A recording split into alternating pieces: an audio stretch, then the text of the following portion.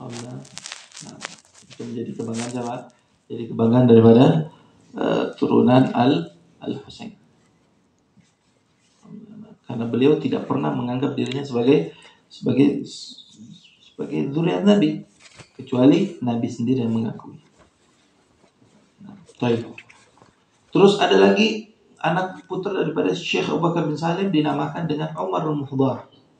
Makanya ada sekarang turunan-turunan apa? Turunan Al-Muhdar. Nah, turunan Al-Muhdar ini bukan dari Syekh Umar Muhdar, anak dari Al-Habib Abdurrahman Segaf, bukan.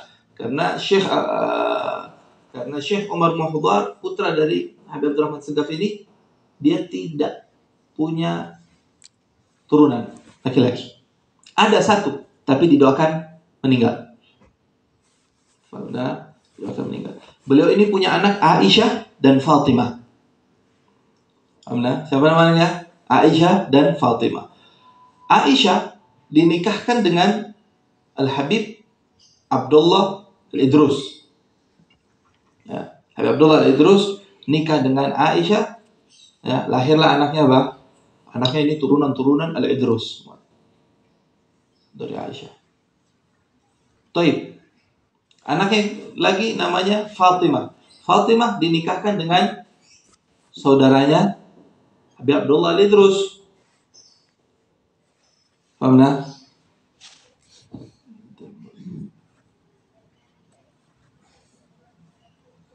Fatimah dinikahkan dengan saudaranya Habib Abdullah Al-Idrus. Siapa?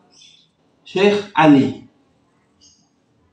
Syekh Ali Sakran.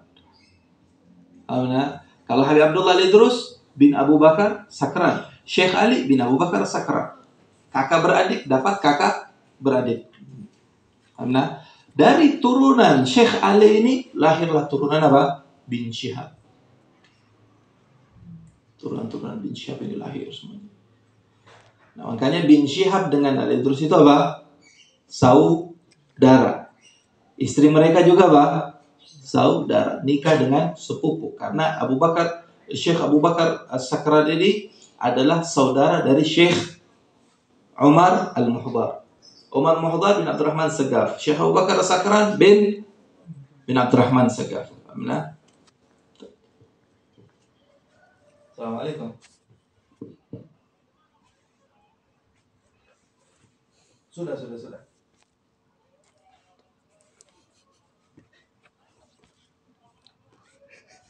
Belum sih, masih ini sama itu Pak.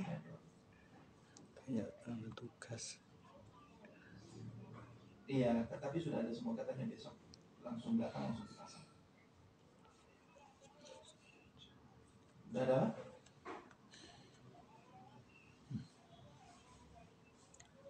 Oh ini ya, di pengajian.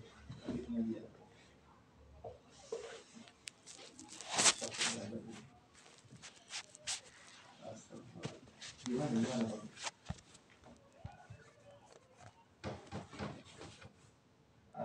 Seratusan?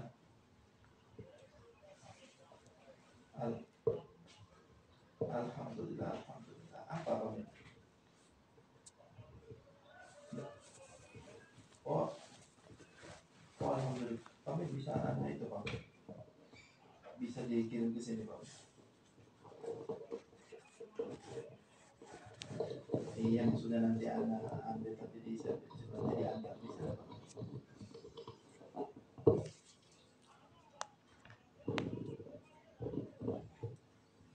Ada nanti yang bisa.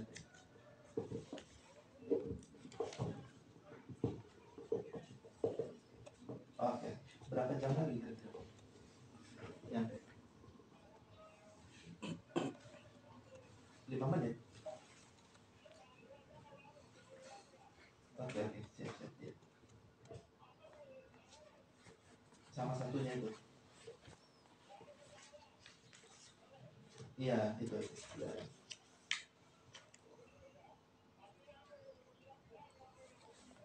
Iya. Siap. Alhamdulillah, siap. Iya, Pak. Ya, makasih banyak. Assalamualaikum.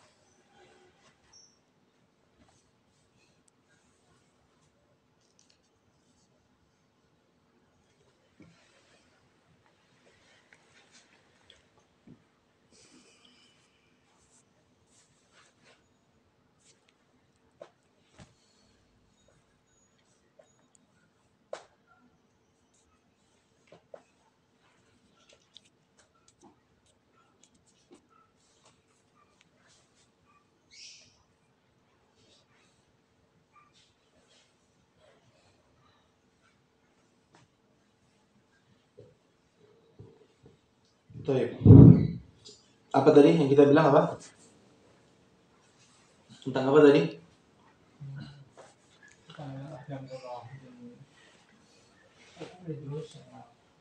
Al-Habib siapa? Nah, mendapatkan satu saudara juga ya. Sama-sama mendapatkan satu saudara. Baik. Nah, kemudian Syekh Abu Bakar bin Salim ini ketika memberi nama, semua nama anak-anaknya apa? Nama-nama tabarukan. Ya, semuanya nama-nama tabarukan. Di antara anaknya juga ada yang namanya Ali.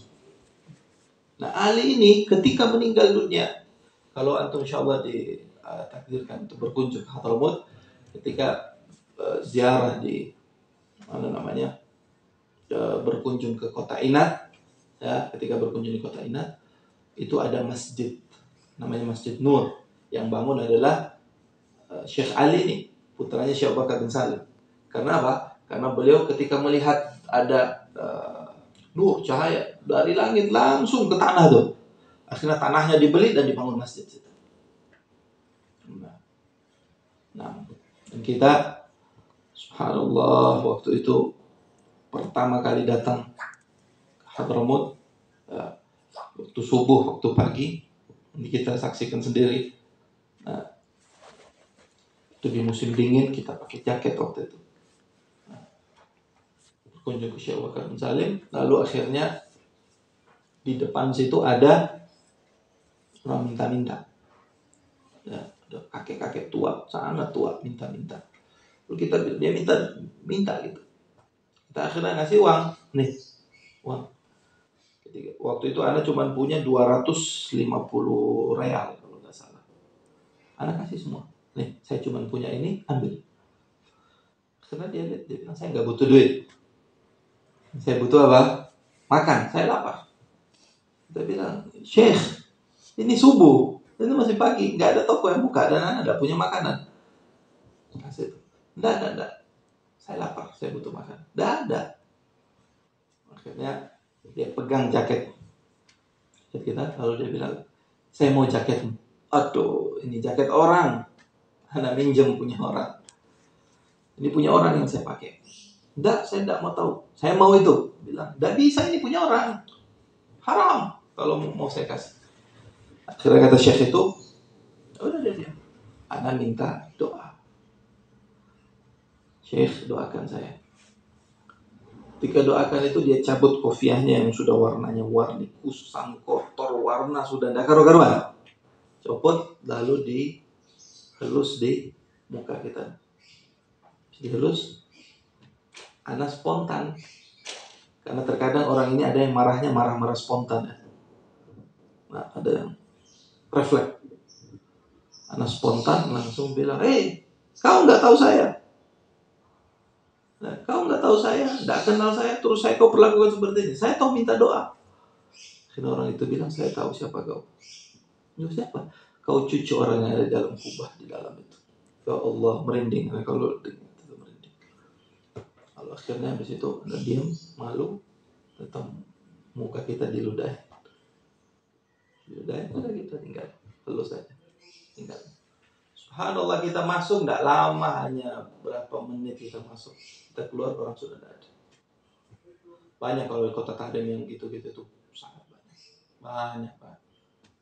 Nah, ada orang yang katanya di kota Tahrim ini kan doanya Sayyidina Abu Bakar Siddiq.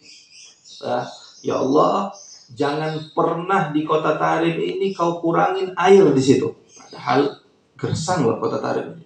Tapi sampai detik ini air tidak pernah kurang di kota Tahrim. Dan tumbuhkan di situ ulama dan aulia sebagaimana tumbuhnya rerumputan yang hijau. Makanya berapa tuh? Kayaknya pada zaman siapa nih? Pada zaman Syekh siapa? Tak lupa. Dikatakan bahwa wali yang ada di sini itu sekian ratus ribu. Akhirnya ada orang iseng hitung pakai batu. Dia lihat modelnya orang, oh ini wali, taruh satu batu. Lihat lagi modelnya, oh ini wali, taruh lagi satu batu. Akhirnya ada yang lewat. Ada yang lewat, dilihat modelnya. Wah, ini bukan model wali, ini model model orang biasa. Sampai lewat, ya dia nggak taruh batunya, orang itu balik ngomong, kenapa kau nggak taruh batunya? Kenapa kau pikir saya bukan wali? Akhirnya habis itu apa?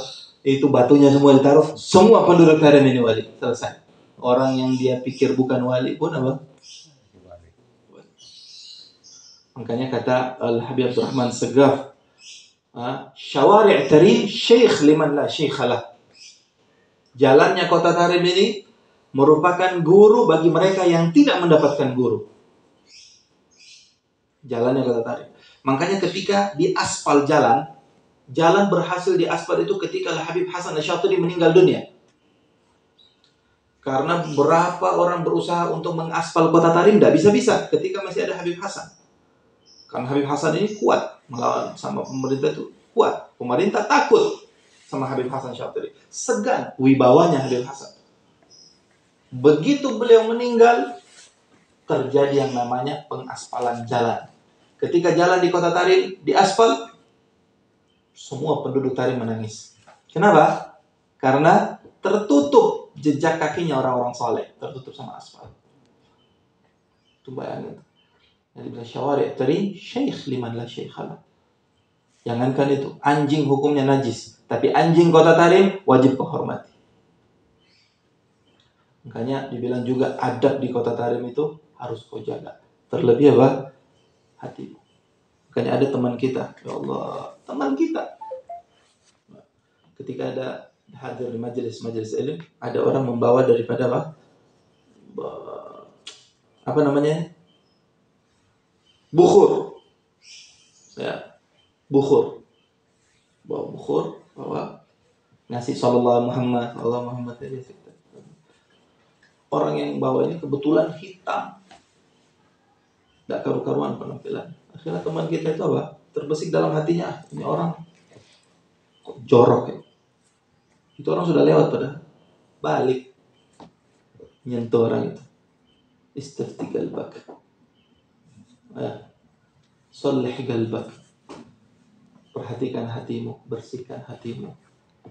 Ya, minta itu ungkapan dari hatimu itu apa namanya? Intinya jangan seperti itu. Padahal itu cuman apa? Cuman bicara di al-qalb. Bicara di hati. Nah, bicara di hati dengan orang yang menggunakan hati itu nyambung. Tapi kalau bicara dengan orang yang hatinya tertutup, nah apapun yang kau ungkapkan, apapun perasaanmu, dia tidak akan pernah paham.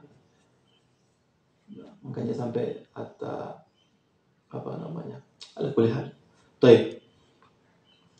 Ini tadi aqallu dafnil. Tadi anak mau cerita Syekh Ali tuh. Ya, putranya Syekh Abu Bakar bin Salim. Nah, ketika beliau meninggal, beliau dimasukkan ke lahat. Ya. Itu jenazahnya bangun lagi. Dan beliau meninggal itu lebih dulu daripada ayahnya Syekh Abu Bakar bin Salim. Dimasukin lagi, bangun lagi. Dimasukin lagi, bangun lagi. Akhirnya kata Syekh Abu Bakar bin Salim, maumu apa? Kau mau hidup lagi, aku minta sama Allah supaya kau hidup. Tapi kalau kau senang dengan tempatmu di sana, ya udah, jangan pernah bangun lagi. Nah, makanya kalau kita berkunjung ke kota Hadramut, berkunjung ke kota Tarim itu, ketika menziarahi Syekh Abu Bakar bin Salim, wajib hukumnya ziarah ke Ali itu, anaknya. Karena beliau katakan siapapun yang menziarahi aku nantinya dan meninggalkan putraku Ali ini, jalannya tertutup, tertolak. Nah, begitu juga kalau mau ziarah di kota di Zambal, menziarah ke apa namanya? Ziarah ke siapapun, kalau tidak ziarah ke Habib Abdullah Al-Haddad tertolak. Dan ziarah ke Habib Abdullah Al-Haddad meninggalkan daripada putra beliau Hasan Ahmad tertolak. Nah, dan ada di situ di Tarim itu, kan Tarim di mana? Namanya di Zambal itu, ada di Zambal namanya kuburan antara Al-Idrus dengan Al-Haddad. Nah, mungkin antum sering dengar apa namanya? Al-Idrus dengan Al-Haddad. Habis kita berkunjung dari tempatnya Habib Abdullah Al-Idrus Al-Akbar, itu kita berkunjung ke Habib, makamnya Al-Habib Habib Abdullah Al-Idrus. Habib Abdullah bin Syekh Al-Idrus. Fahamna? Dari Habib Abdullah Al-Idrus Al-Akbar kita ke Habib Abdullah Al-Haddad. Nah, itu dibilang apa? Raudhah min Riyadhil Jannah. Antara Al-Idrus dengan Al-Haddad ini Raudhah min Riyadhil Jannah. Itu yang bilang adalah apa? Orang-orang saleh. Makanya di situ mereka memperbanyak daripada doa. Nah. Baik. Aqallu dafnil mayyit an yakuna fi hufratin taktum raihatuhu wa tahrusuhu minas siba. Paling tidak minimalnya ya, harus yang dapat mencegah baunya si mayit ini keluar dan juga tidak bisa dicium oleh binatang buas. Itu paling tidak. Nah, tapi kalau mau cari sempurnanya itu orang berdiri ya, dalamnya kuburan itu berdiri, kemudian apa? Tangannya diangkat. Paham enggak? Berdiri dan juga tangannya itu diangkat. Ya. Berdirinya siapa? Berdirinya orang Arab.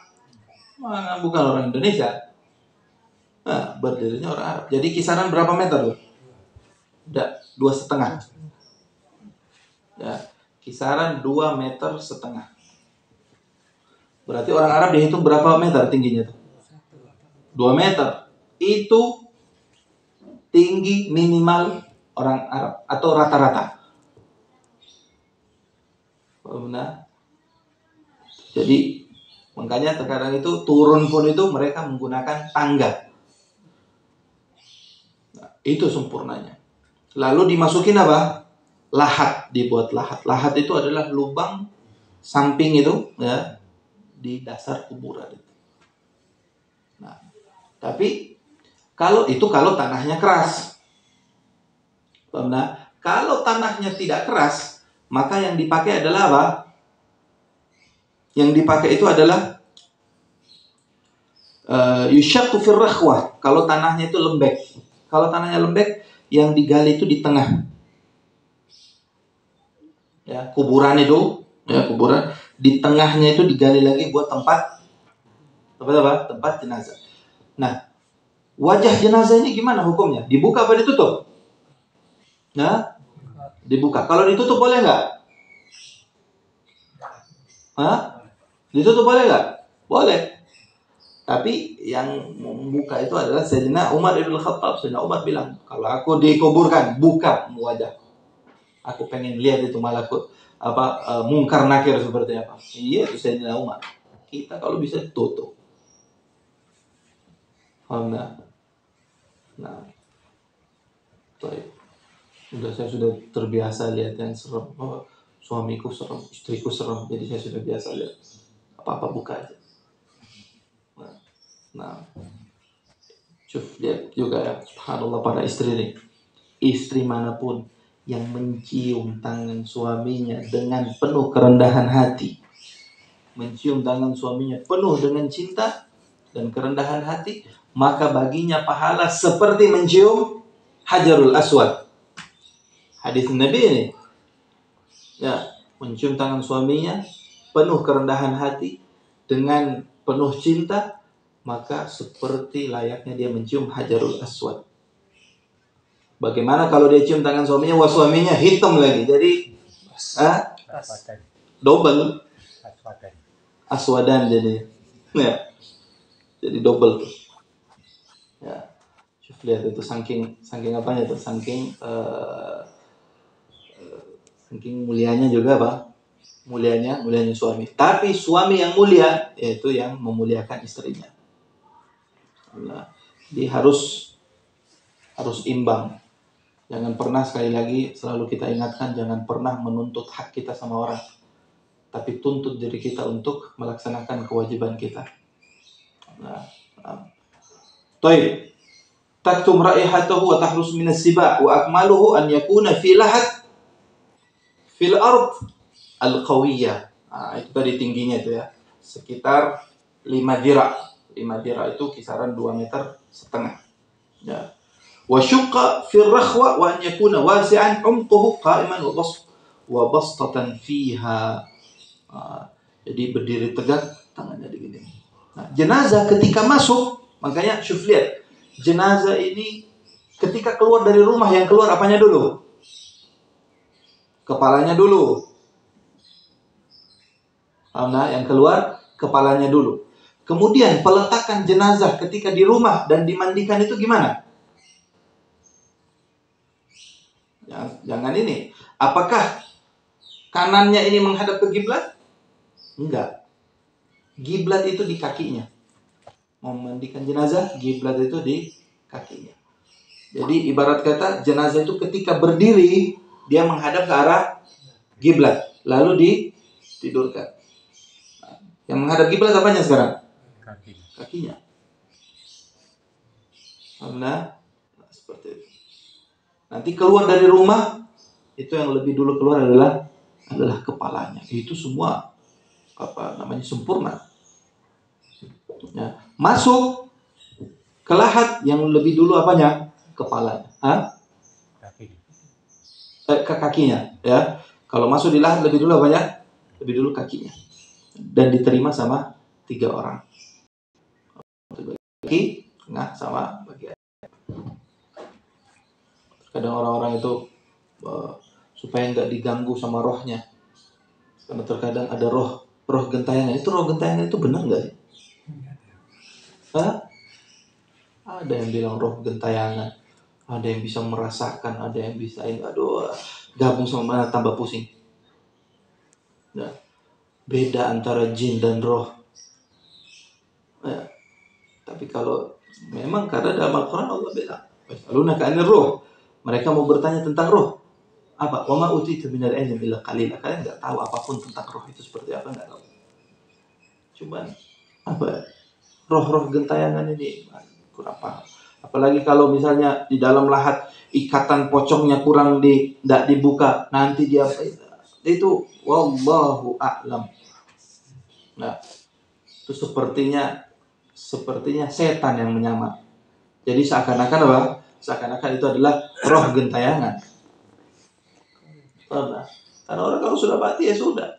Sekarang gentayangan gimana dia mau disiksa atau mendapatkan kenikmatan? Seandainya roh ini termasuk roh orang saleh, masa ya dia mau tinggalkan kenikmatan di alamul barzakh ya, hanya untuk ganggu orang? Tapi kalau seandainya dia ini termasuk roh dapatkan, kalau dia perlu mungkar nakir kemana? Ya, masa lepas dari mungkar nakir? Masa lepas dari yang namanya ular syuja? Ya, ular syuja itu yang apa? Besarnya seperti leher onta dan memiliki daripada cakar. Ya, memiliki daripada cakar. Cakarnya terbuat dari baja neraka jahanam. Ya, sekali menghentakkan sayapnya orang tenggelam sekian ratus hasta. 1 hasta berapa?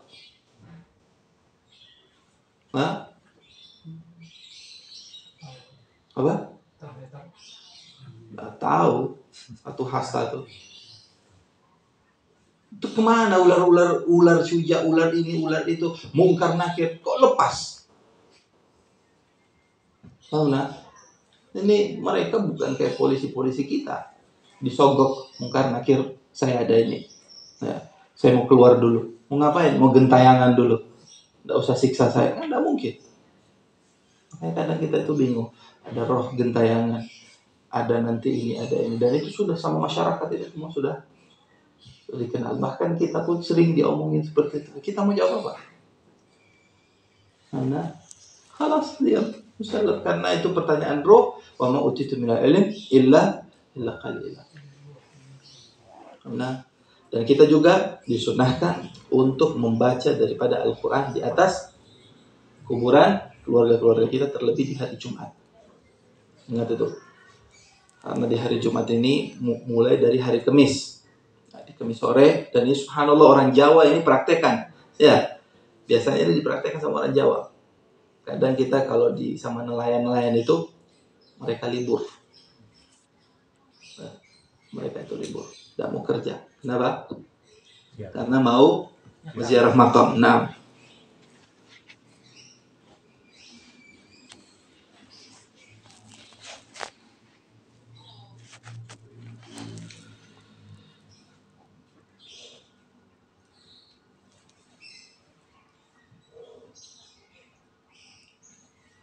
baik.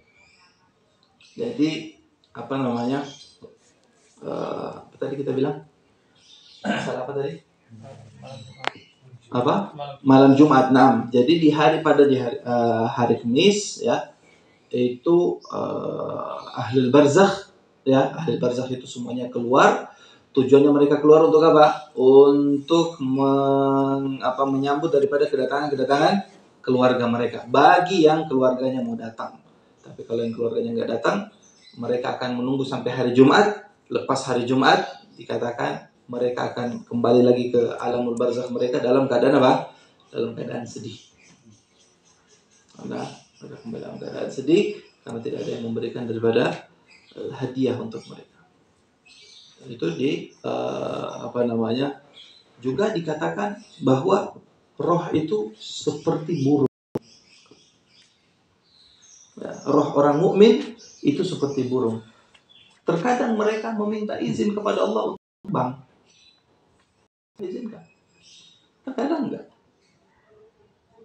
Nah, makanya sebagian orang saleh bilang roh seperti ibarat burung. Terbang pun karena cuma bicara roh, tapi karena di dalam diri kita ini ada namanya apa? Ada roh, ada qarin, ada apa lagi? Ada raqib atid. Raqib atid ini apa mereka ini? Malaikat yang bagaimana? Apakah raqib sendiri, atid sendiri? Atau raqib atid ini adalah nama pasangan?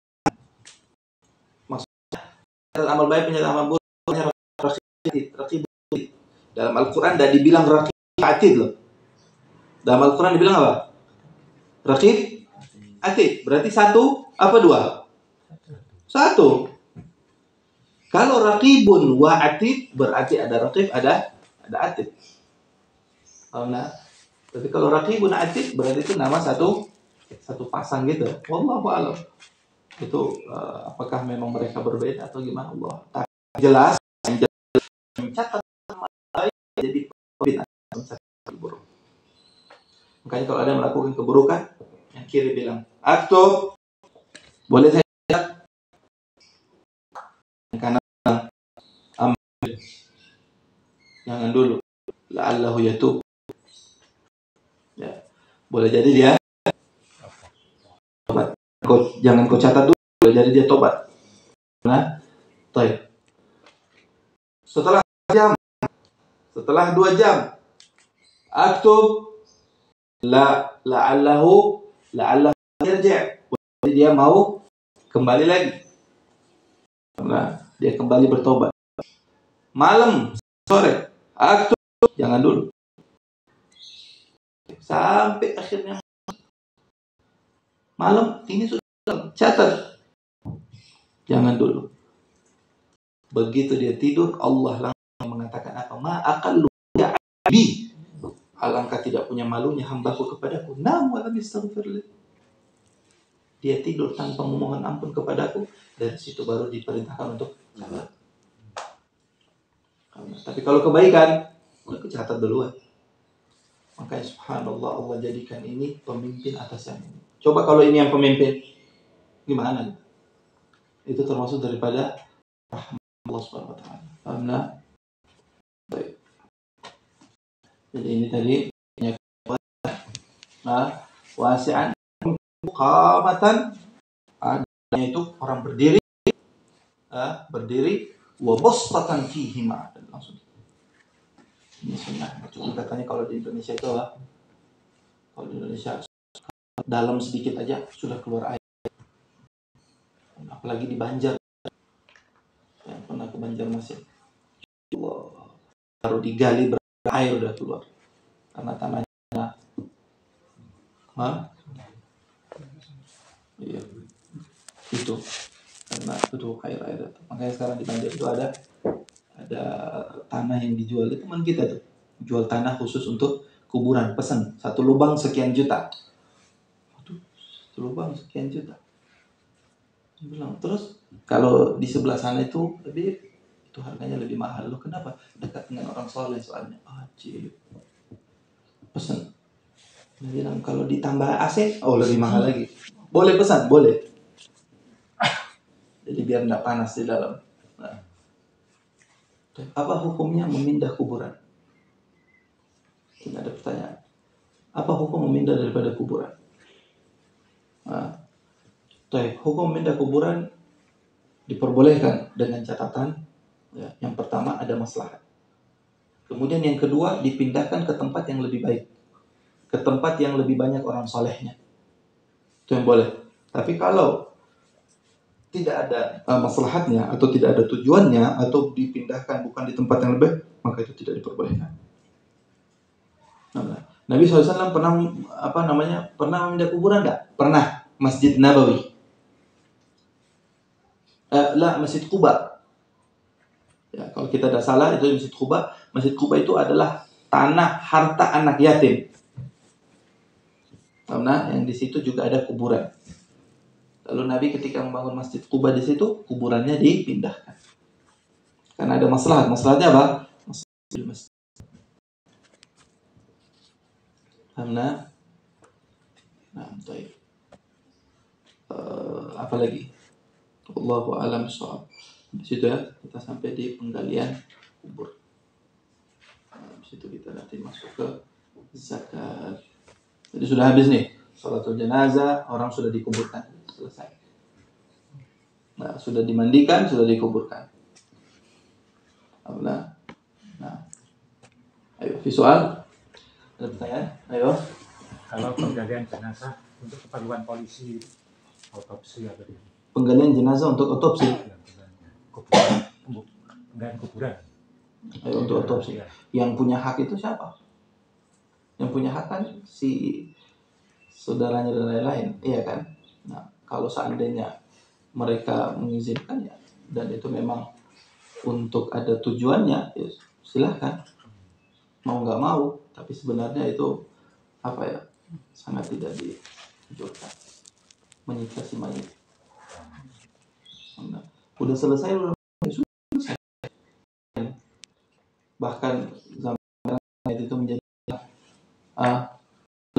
jadi tetap masih bertanggung jawab lagi. Ya Allah, masih ada bebannya. Padahal sudah mayit loh. Betapa orang sekarang ya, sudah mayit. Kau masih minta dia untuk kau masih bebankan dia. Selesai. Nah, kita saja sama disuruh untuk cara memandikan dengan cara lemah lembut.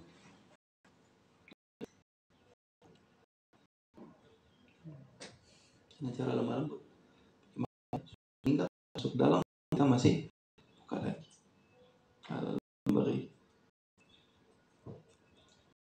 Ayo. Karena itu tidak termasuk daripada taat.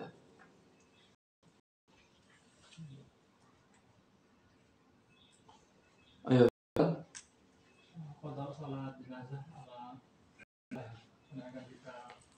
Namanya itu sholatul ghaib. Ya, memang sudah lebih dari 1 bulan. Sudah, ya fadhol silahkan, tapi sudah tidak sunnah lagi. Penganjurannya itu cuma sampai 1 bulan. Itu sebutkan dalam Syarhul Kabir, kita ingat Syarhul Kabir. Sholatul baik itu sholatul ghaib ataupun sholatul jenazah. Sholatul jenazah yang ada di atas kuburannya, tapi tentunya dengan cara apa? Dengan cara memperhatikan daripada adab-adab yang sampai kita terkesan sholat menyembah kuburan lah. Nah. Misalkan ada saudara kita meninggal dan kita nggak tahu sudah sholat. Sholatnya di mana doa. Ya, makanya Maliki yang mengatakan apa? Sholat sholat jenazah itu adalah doa. Kalau menurut kita, sholat jenazah itu adalah apa? Ya sholat. Karena sholat ada takbiratul ihram yang ada ini.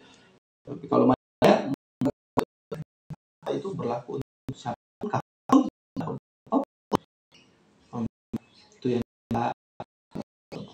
terhadap madhab.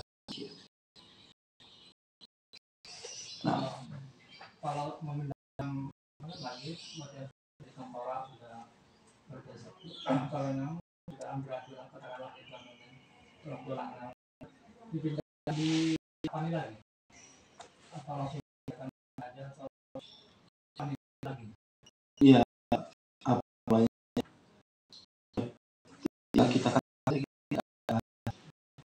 penghormatannya, bukan penghormatan seperti orang ini ya, tidak memudahkan gitu. Nah kita ini ketika ada orang meninggal,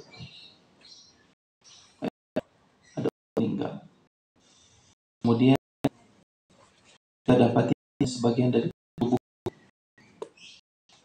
disolat tinggal, sholat, dimandikan, sholatkan, kuburkan, dikabarkan. Karena itu pernah terjadi pada zaman kalau ada satu sahabat, salah satu hilang bangkainya ke bawah, cuman dibawa sama burung kalau nggak salah